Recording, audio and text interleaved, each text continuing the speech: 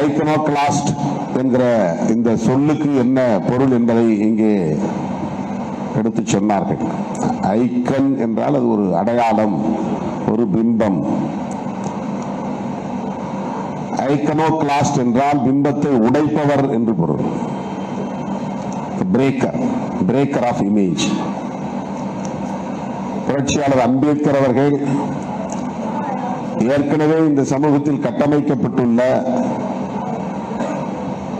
கலாச்சார தளத்தில் நிறுவப்பட்டுள்ள பிம்பங்களை உடைத்தவர், நொறுக்கியவர், சிதைத்தவர் என்று நாம் புரிந்து கொள்ள வேண்டும். அப்படி உடைத்தால்தான், சிதைத்தால்தான் புதிய கட்டுமானத்தை உருவாக்க முடியும். ஒரு பழைய வீடு, பாழடைந்த வீடு இருக்குன்னா அதை இடிச்சுட்டு தான் புதுசா வீடு கட்ட முடியும். அதை நம்ம ரெனோவேஷன் பேர்ல ரிப்பேர் பண்ணிட்டு போய் உட்கார்ந்தா என்னைக்காவது நம்ம தலையில விழுந்துரும். ஆக எப்படி ஒரு பழைய பாழும் கட்டிடத்தை இடித்து விட்டு புதிதாக ஒரு இல்லத்தை நமக்கு தேவைக்கு ஏற்றார் போல, நம் விருப்பம் போல கட்டி எழுப்புகிறோமோ, அதை போல புரட்சியாளர் அம்பேத்கர் அவர்கள் ஆயிரக்கணக்கான ஆண்டுகளாக இந்த சமூகத்திலே நிறுவப்பட்டிருக்கிற பழைய பிற்போக்குவாத, மூட நம்பிக்கைகள் மலிந்த, பாகுபாடுகள் நிறைந்த, கேடுகள் நிறைந்த கட்டமைப்பை, சோசியல் ஸ்ட்ரக்சர், சமூக கட்டமைப்பை நொறுக்கியவர் என்று பொருள். அதற்கு அவர் ஆயுதங்களை ஏந்த வேண்டும் என்று ஆயுத பயிற்சி எடுக்கப் போகவில்லை, தலைமறைவாகவில்லை, படை கட்டவில்லை. ஆனால் அதை நொறுக்க முடியும் என்கிற மேஜிக் அவரிடத்தில் இருந்தது, அந்த ஆற்றல் இருந்தது.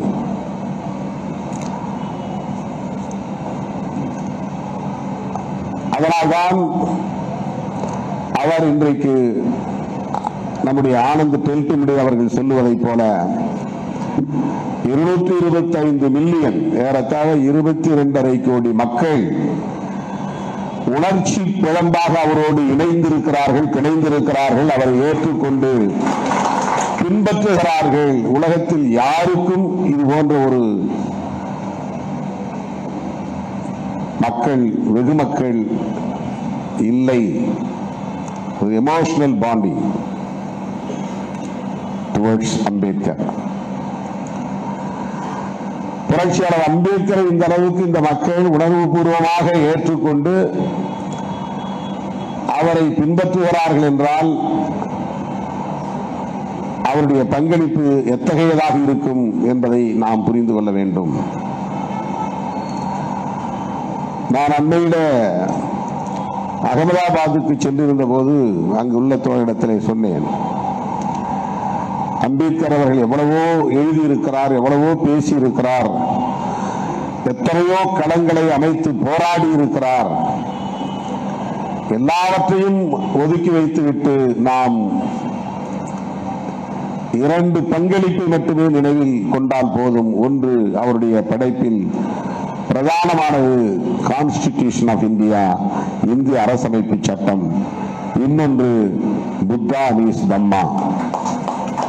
இந்த 2 படைப்புகள் அவருடைய பங்களிப்புகளிலேயே உச்சமானவை. அவருடைய அறிவாற்றலுக்கு சாட்சியங்களாக நிற்பவை. அவர் இந்த பழைய சமூக கட்டமைப்பை அடித்து நொறுக்குவதற்கு ஏந்திய ஆயுதங்கள். கான்ஸ்டிடியூஷன் ஆஃப் இந்தியா என்பது பொலிட்டிக்கலி, அரசியல் ரீதியாக ஒரு புதிய கட்டுமானத்துக்கு அடித்தளமாக இருக்கிறது. புத்தா மீஸ் தம்மா என்பது சோசியலி அண்ட் கல்ச்சுரலி, சமூக ரீதியாகவும் கலாச்சார ரீதியாகவும் புதிய கட்டுமானங்களுக்கான ஆதாரம், மூலாதாரம். ஆகவே புரட்சியாளர் அம்பேத்கர் அவர்களை நாம் எவ்வாறு புரிந்து கொள்வது, அவரை எவ்வாறு பின்பற்றுவது, இதை நான் பேசுவதால் என்னை அம்பேத்கருக்கு எதிரானவர்கள் என்று பலரும் சித்தரிக்கிறார்கள். அதை பற்றி நான் கவலைப்படவில்லை என்று ஆனந்த் டெல்டும்டே அவர்கள் இங்கே பேசினார். அம்பேத்கருக்கு எதிராக அவர் பேசவில்லை. அம்பேத்கரை ஒரு வணிக பொருளாக பயன்படுத்தக்கூடாது, வழிபாட்டு பொருளாக பயன்படுத்தக்கூடாது. ஒரு கமாடிட்டி என்று ஆங்கிலத்திலே சொல்வார்கள். வணிக பொருள், ஒரு பொருளை விற்கிறது எப்படி, அதுக்கு எப்படி விளம்பரம் கொடுக்கிறது, அதுக்கு என்ன மாதிரியான ப்ரொஜெக்ஷன், அப்படி கொடுத்தா ஜனங்களை ஈர்த்து அதை உடனே வாங்கிடுவாங்க. அதை வைத்து வியாபாரம் செய்வது. இன்னொன்று, அவருடைய கருத்துக்களை பற்றி கவலைப்படாமல் அவர் எங்கள் தலைவர், எங்கள் சமூகத்தை சார்ந்தவர், எங்களை மீட்பர் என்று மட்டுமே அவரை கண்மூடித்தனமாக பின்பற்றுவது. வர்ஷிப்பிங் அண்ட் கமாடிஃபையிங், இந்த ரெண்டும் கூடாது என்பதுதான் ஆனந்த் டெல்டும்டே அவர்கள் இங்கே பேசிய கருத்து. அது கூடாது. இதை பேசுகிற போது இவர் அம்பேத்கருக்கு எதிராக பேசுகிறார் என்று பலர் விமர்சனங்களை வைக்கிறார்கள். ஆனால் நான் அதை பற்றி கவலைப்படவில்லை. என்னை முழுமையாக ஆக்கிரமித்திருப்பது அம்பேத்கரின் சிந்தனைகள் தான் என்பதை இங்கே ஆனந்த் டெல்டும்டே அவர்கள் பதிவு செய்தார். புரட்சியாளர் அம்பேத்கருடைய அன்பு மகன் யஷ்வந்த் ராவ், அவருடைய மகன் பிரகாஷ் அம்பேத்கர், அவருடைய உடன் பிறந்த தங்கை தான் ரமாபாய், ரமா. அவருடைய கணவர் ஆனந்த் டெல்டும்டே, பேத்தியின் கணவர். அவர் இன்றைக்கு அவருடைய வாழ்க்கை வரலாற்றை குடும்ப உறுப்பினராக இருந்து கொண்டு, அவர் குடும்ப வரலாற்றை முழுமையாக புரிந்து கொண்டு, அந்த குடும்பத்தில் உள்ளவர்கள் கொடுத்த தரவுகளின் அடிப்படையில் ஆதாரபூர்வமாக இந்த நூலை எழுதியிருக்கிறார். அம்பேத்கர் அவர்கள் உயிரோடு இருந்த காலத்திலேயே 2 பேர் அம்பேத்கர் வாழ்க்கை வரலாற்றை எழுதி முடித்து விட்டார்கள். ஒன்று தனஞ்சய் கீர் ஆங்கிலத்திலே, இன்னொன்று இந்த மராத்தி எழுத்தாளர், அவர் பேரு கயர் மோடே, மராத்தி எழுத்தாளர். அந்த மராத்தி மொழியிலேயே எழுதியிருக்கிறார். பல வால்யூம்ஸ், பல தொகுப்புகள். அம்பேத்கரை படித்து பார்த்திருக்க நூல் தான். ஆனாலும் கூட அவர்கள் இருவரும் எப்படிப்பட்டவர்கள் என்பதை எழுதுகிறார். தனஞ்சய் கீர் ஒரு சாவர்கர் சிந்தனையாளர். சாவர்கர் யாருன்னு உங்களுக்கு தெரியும், சாவர்கர் ரைட். அவர் எப்படி அம்பேத்கரை பார்ப்பார், எந்த கோணத்தில் அவரை அணுகுவார், அந்த தரவுகள் எப்படிப்பட்டதாக இருக்கும், அவருடைய ப்ரொஜெக்ஷன் எப்படி இருக்கும் என்பதை நாம் யூகித்துக் கொள்ளலாம். மராத்தி மொழியில் எழுதிய அவரும் கூட ஒரு ரேடிக்கல் திங்கர் என்று சொல்ல முடியாது, ஒரு முற்போக்கான சிந்தனையாளர் என்று சொல்ல முடியாது. ஆனால் இன்றைக்கு இந்த வரலாற்று நூல்கள் ஏராளம் இருக்கிற சூழலில் அந்த குடும்பத்தை சார்ந்த ஒருவராக இருந்து ஆதாரபூர்வமான தரவுகளோடு அவர் எழுதியிருக்கிற இந்த நூல் இன்றைக்கு ஒரு காலத்தின் தேவையாக இருக்கிறது. அவரிடத்தில் நாங்கள் ஒரு வேண்டுகோள் வைத்திருக்கிறோம். இதை தமிழ்படுத்தி வெளியிடக்கூடிய உரிமையை எங்களுக்கு தாருங்கள் என்று கேட்டிருக்கிறோம். அவர் அதற்கு இசையளித்திருக்கிறார். ஏற்கனவே ஒருவர் தமிழாக்கம் செய்து கொண்டிருக்கிறார் என்று சொன்னார். அவர் தமிழாக்கம் செய்யட்டும், அதை கரிசல் பதிப்பகம் வெளியிடட்டும் என்று நான் சொல்லியிருக்கிறேன்.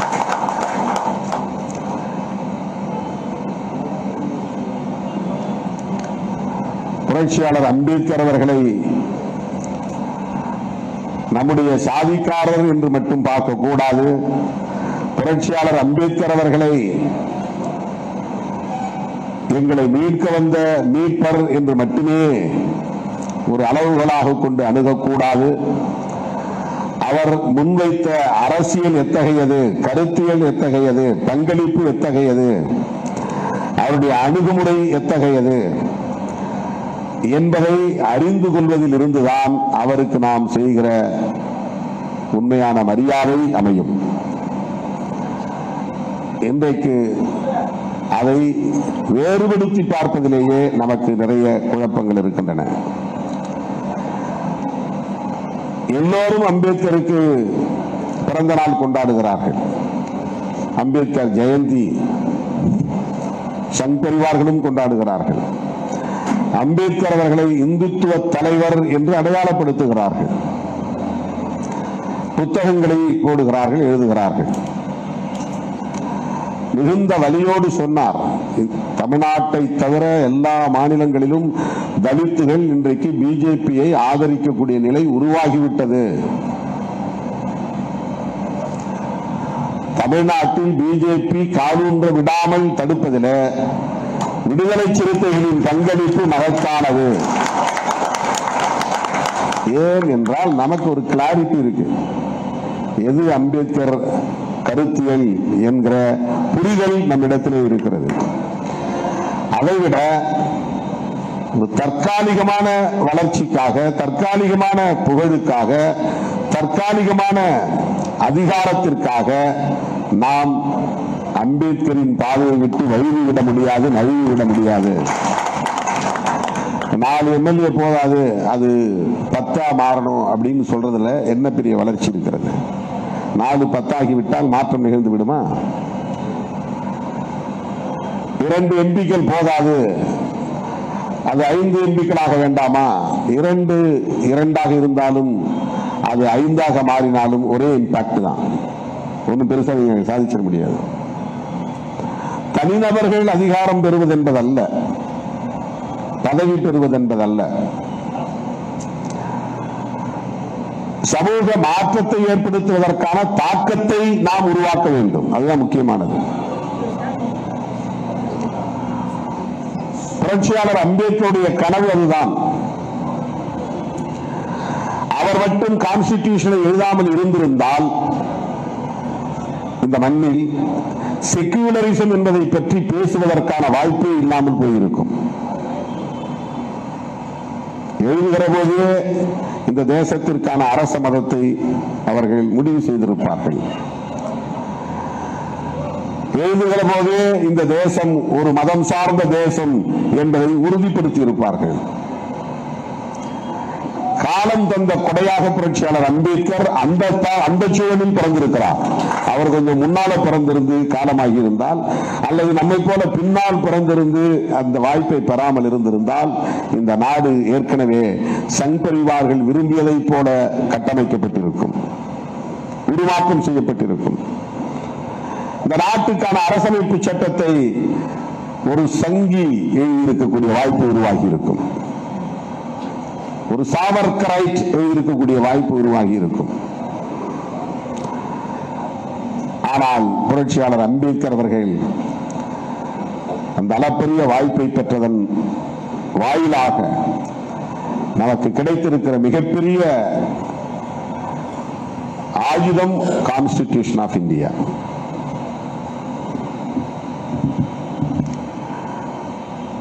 அதை நீர்த்து போக செய்கிற எல்லா முயற்சிகளையும் அவர்கள் செய்து வருகிறார்கள் என்பதை அறியாமலேயே நாம் அவர்களையும் இன்றைக்கு நம்பக்கூடிய நிலை உருவாகி இருக்கிறது.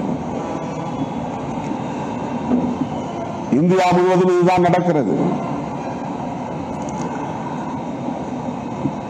பெரியாரை நேரடியாக அவர்கள் எதிரி என்று அடையாளம் காட்ட முடிகிறது. அம்பேத்கரை எப்படி அவர்களால் அடையாளம் காட்ட முடியவில்லை, நேரடியாக எதிர்க்க முடியவில்லை. பெரியாரை எதிரியன்றி காட்டுகிற அந்த அணுகுமுறை சரி. அம்பேத்கரை தங்களுடைய மதிப்புக்குரியவர் என்று காட்டுவது ஆபத்தானது. அம்பேத்கரை விழுங்கி சிரிக்க பார்க்கிறார்கள். இதை தடுப்பது இன்றைக்கு நம் முன்னால் இருக்கிற மிக முக்கியமான சவால்.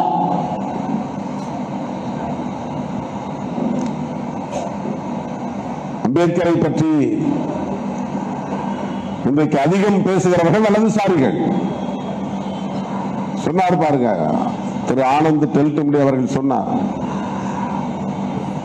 ஏன் பிஜேபிக்கு இந்த மக்கள் வாக்களிக்கிறார்கள், இந்த மக்களுடைய எமோஷனல் பாண்ட் என்னங்கிறத புரிஞ்சு வச்சிருக்கிறார். அவர் அந்த பல்ஸை பிடிச்சு வச்சிருக்கிறாரு, அந்த வீக்னஸ் புரிஞ்சு வச்சிருக்கிறாரு.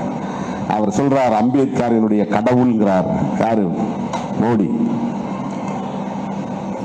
Baba Saheb is my god. பிரதமர் மோடி சொல்லுகிறார். இந்த மக்கள் அதை நம்பி ஏமாந்து போகிறார்கள்.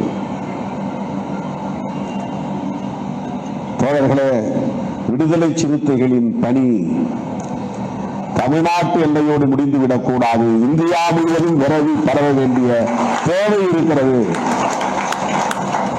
எலெக்ஷன்ல மறந்துருக்க தேவையில்லை. எலெக்ஷன்ல கூட்டணியில் இருக்கணும், அதை ஜெயிக்கணும், இதை ஜெயிக்கணும், அதல்ல பிரச்சனை. அது நம்முடைய முக்கியமான அஜெண்டா கிடையாது.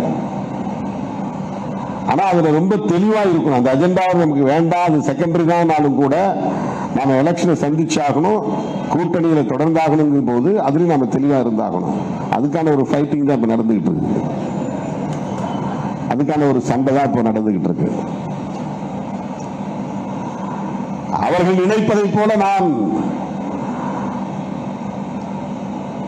அவர்கள் விரும்புவதை செய்ய வேண்டும், அவர்கள் விரும்புவதை சொல்ல வேண்டும், அவர்கள் விரும்புவதை முடிவாக எடுக்க வேண்டும் என்று எதிர்பார்க்கிறார்கள். ஏன் என்ன முடிவு எடுக்கல, ஏன் என்ன கருத்து சொல்லல?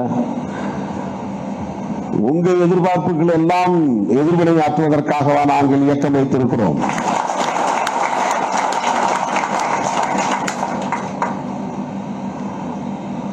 நாங்கள் எங்கள் நிலைப்பாட்டில் உறுதியாக இருக்கிறோம், தெளிவாக இருக்கிறோம். நாங்கள் தெளிவாக இருக்கிற போது, உறுதியாக இருக்கிற போது நாங்கள் பதற்றப்பட வேண்டிய தேவையே இல்லை. எதை எந்த நேரத்தில் எப்படி அணுக வேண்டும் என்பது எங்களுக்கு தெரியும். எங்களுக்கு எந்த பேராசையும் இல்லை. அங்கே போனால் அல்லலாமா, இங்கே போனால் வாரலாமா, இந்த வாய்ப்பை பயன்படுத்திக் கொள்ளலாமா, ஐயோ இந்த வாய்ப்பை விட்டால் என்னாவது. ஒரு தம்பி சொல்றாரு, இதுக்கு நீங்க டாக்டர் ராமதாஸை ஃபாலோ பண்ணணும். எவ்வளவு சரியான ஒரு ஐடியா கொடுக்கிறார் பாருங்க, ஆலோசனை. நாங்கள் 100 விழுக்காடு புரட்சியாளர் அம்பேத்கரை பின்பற்றக்கூடியவர்கள். எங்களுக்கு அவர் கமாடிட்டி கிடையாது, எங்களுக்கு ஒரு ஐடியாலஜிக்கல் ஐக்கன், அவர் ஒரு கருத்தியல் அடையாளம். அரசியல் அதிகாரத்தை நோக்கி நகர வேண்டும் என்பது நம்முடைய நோக்கங்களில் ஒன்று. அந்த அதிகாரம் எதற்கு பயன்பட வேண்டும் என்பது முக்கியமானது, யாருக்கு பயன்பட வேண்டும் என்பது முக்கியமானது, அந்த அதிகாரத்தின் மூலம் என்ன தாக்கத்தை ஏற்படுத்த முடியும் என்பது முக்கியமானது. அந்த தெளிவில்லாமல் நாங்கள் இந்த அரசியல் களத்தில் இல்லை.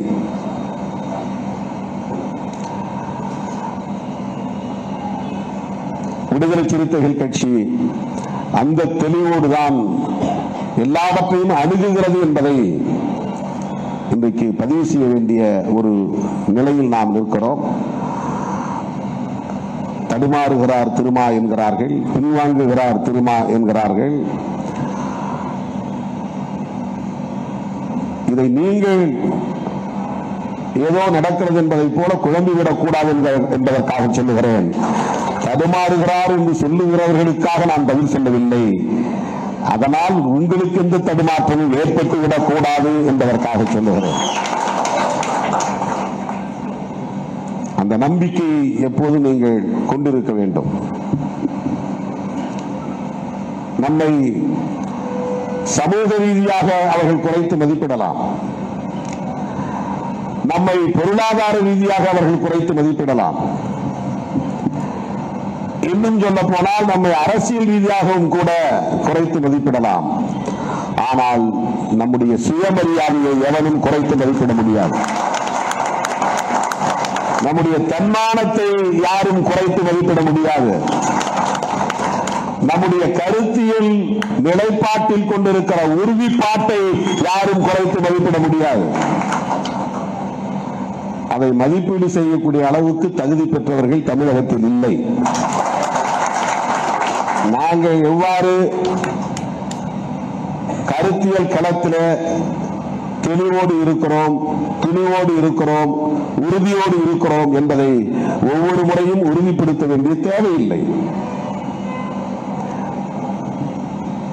புரட்சியாளர் அம்பேத்கர் அவர்களை ஆனந்த் டெல்டுமுடி அவர்கள் சொன்னதை போல அவருடைய செயல்பாடுகளின் மூலம் நாம் அவரை புரிந்து கொள்ள வேண்டும். அவர் எதிர்பார்த்த தாக்கத்தை சமூகத்தில் நாம் ஏற்படுத்த வேண்டும். சில பேர் என்ன சொல்றாங்கன்னா, அம்பேத்கர் பௌத்தம் பற்றி சொன்னாரு, பௌத்தத்தை பற்றி விசிக என்ன நிலைப்பாடு? அதுக்குள்ளேயும் பெரிய ட்ராப் இருக்கு, நிறைய வலைகள் இருக்கு. அதுல எச்சரிக்கையா இருக்க வேண்டும் என்பதற்காக சொல்லுகிறேன். இன்னைக்கு உலகம் முழுவதும் பேசப்படுகிற பௌத்தம் ஆதி பௌத்தம் அல்ல, அம்பேத்கர் பௌத்தமும் அல்ல.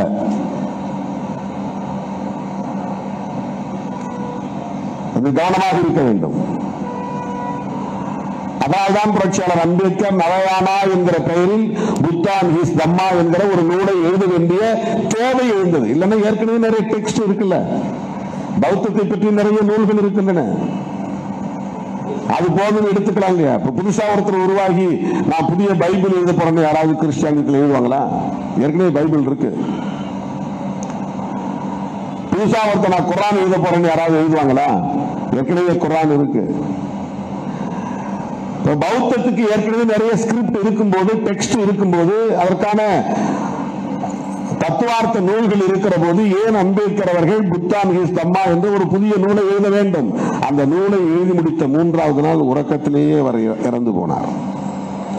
அந்த வயசுல அவ்வளவு உடல் நலிவுல எந்த அளவுக்கு அவருக்கு எழுத வேண்டும் என்கிற வெறி இருந்திருந்தால், எந்த அளவுக்கு அவருக்கு ஒரு உந்துதல் இருந்திருந்தால், நாம் சும்மா இந்த சமூகத்தை விட்டுவிட்டு போய்விடக் கூடாது, அவர்களுக்கு வழிகாட்டுவதற்கு ஒரு தத்துவார்த்த நூலை தந்துவிட்டு போக வேண்டும் என்கிற அந்த உறுதிப்பாட்டோடு அவர் இருந்திருக்கிறார்.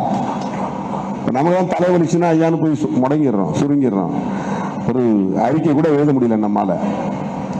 ஆனா ஒரு நூல், அது என்ன எப்படிப்பட்ட நூல்? ஏதோ சும்மா ஒரு ரெஸ்பாண்ட் பண்ணக்கூடிய ஒரு ரிஜாயிண்டர் இல்ல, ஒரு பிரச்சனைக்கு ஒரு பதில் சொல்லக்கூடிய அறிக்கை கிடையாது.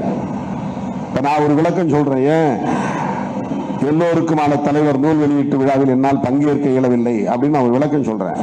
அது சாதாரணமானது, அதுக்கு ஒரு பெரிய டீப் திங்கிங் உங்களுக்கு தேவை கிடையாது. அது ஒரு விளக்கம், ஒரு ஆக்ஷனுக்கு ரியாக்ஷன், ஒரு கேள்விக்கு ஒரு பதில், ஒரு குழப்பத்திற்கு ஒரு தெளிவு. ஆனால் புத்தா அண்ட் ஹிஸ் தம்மா என்பது அப்படிப்பட்டதல்ல. ஒரு பிரச்சனைக்கு சொல்லக்கூடிய பதில் அல்ல, எதிர்வினை அல்ல. அது காலம் காலத்திற்கும் இந்த மக்களுக்கு வழிகாட்டக்கூடிய ஒரு புனித நூலாக அமைய வேண்டும் என்கிற பொறுப்புணர்வோடு எழுதப்பட்ட ஒரு நூல். எந்த அளவுக்கு அவருக்கு அந்த தளத்தில் ஆழ்ந்த அறிவு இருந்திருக்கும் என்பதற்கு அந்த நூல் ஒரு சான்று.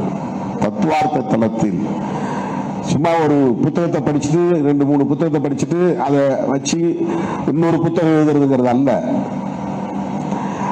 காலம் காலமாக இந்த சமூகத்தில் நீடித்து நிலைத்திருக்கக்கூடிய பல்வேறு வகையான ஸ்கூல் ஆஃப் தாட்ஸ், சிந்தனை பள்ளிகள், இந்துத்துவம் என்ன சொல்லுகிறது, கிறிஸ்தவம் என்ன சொல்லுகிறது, பௌத்தம் ஆதி பௌத்தம் என்ன சொல்லுகிறது, இஸ்லாம் என்ன சொல்லுகிறது, இந்த மக்கள் ஏற்கனவே இருக்கக்கூடிய பூர்வீக குடி பழங்குடி மக்களின் கலாச்சாரம் என்ன, வாழ்வியல் தத்துவங்கள் என்ன, அவர்கள் பின்பற்றக்கூடிய சடங்கு சம்பிரதாயங்கள் என்ன, அவையெல்லாம் எந்த பின்னணியில் உருவாயின, அப்படி உருவான எத்தனையோ சடங்குகள் காணாமல் போயின, இன்றைக்கு நீடிக்கிற சடங்குகள் என்ன என்ன, எவை எவை, இவை பற்றி ஆழ்ந்த அறிவு இல்லாமல் அப்படி ஒரு நூலை எழுத முடியாது. எந்த அளவுக்கு ஒரு சமூகத்தை மீட்க வேண்டும், அடிமையுற்று உழலுகிற சமூகத்தை மீட்டெடுக்க வேண்டும் என்கிற பொறுப்புணர்வோடு அவர் சிந்தித்திருந்தால் இந்த நூலை படைத்திருப்பார் என்பதை நாம் எண்ணி பார்க்க வேண்டும். ஆகவே அரசமைப்பு சட்டத்தையும் அவர் நமக்கு அளித்திருக்கிற அருங்கொடையாக இருக்கிற புத்தரும் அவரது தம்மமும் என்கிற அந்த பங்களிப்பில் நாம் கவனம் செலுத்துவோம். அவற்றை மக்களிடத்திலே கொண்டு போய் சேர்ப்பதில் உறுதியாக நிற்போம். அப்படிப்பட்ட ஒரு இடதுசாரி சிந்தனையாளராகத்தான் ஆனந்த் டெல்டும்டே அவர்கள் இன்றைக்கு ஏராளமான நூல்களை எழுதி வருகிறார்.